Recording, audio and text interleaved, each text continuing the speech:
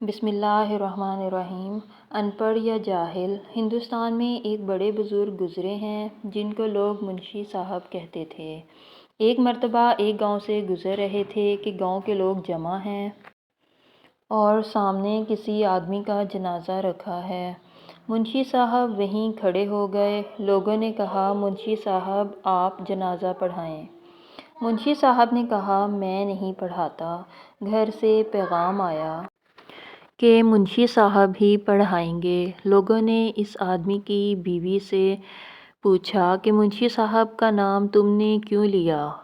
تو اس نے کہا، یہ آدمی جو فوت ہوا ہے، اس نے فوت ہونے سے پہلے کہا تھا کہ میرا جنازہ منشی صاحب پڑھائیں۔ لوگوں نے کہا، آج اتفاق سے آئے ہوئے ہیں، تو انہوں نے کہا کہ ہماری بات پوری ہو گئی۔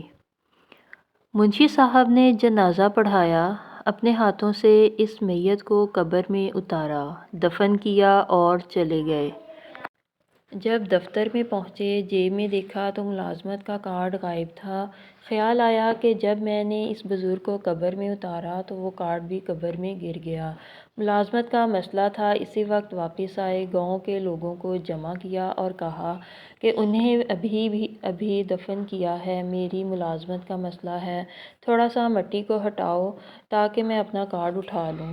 سب لوگ جمع ہو گئے۔ انہوں نے کہا کہ منشی صاحب بڑے اللہ والے ہیں، کوئی بات نہیں۔ مٹی کو ہٹایا۔ جب اس کے کفن کے قریب پہنچے تو کیا دیکھتے ہیں کہ ساری قبر گلاب کے پھولوں سے بھری پڑی ہے۔ منشی صاحب کو اپنی ملازمت بھول گئی۔ سیدھے اس عورت کے گھر گئے اور جا کر کہا کہ اماں بتاؤ، یہ جو بزرگ تھا اس کا عمل کیا تھا؟ بوڑھی عورت نے عجیب بات کہی۔ اس نے کہا، یہ تو ان پڑھ تھا، زبانی اس نے چند صورتیں یاد کر رکھی تھیں لیکن لکھنا آتا تھا نہ پڑھنا۔ مجھے اس کے نکاح میں آئے 45 سال ہو گئے ہیں۔ ایک کام یہ روزانہ کرتا تھا کہ جب صبح کی نماز پڑھ کر فارغ ہو جاتا تو قرآن سامنے رکھ لیتا اور اس کی سطروں پر انگلی رکھ کر کہتا، اے اللہ، تو نے یہ بھی سچ کہا، یہ بھی سچ کہا، یہ بھی سچ کہا۔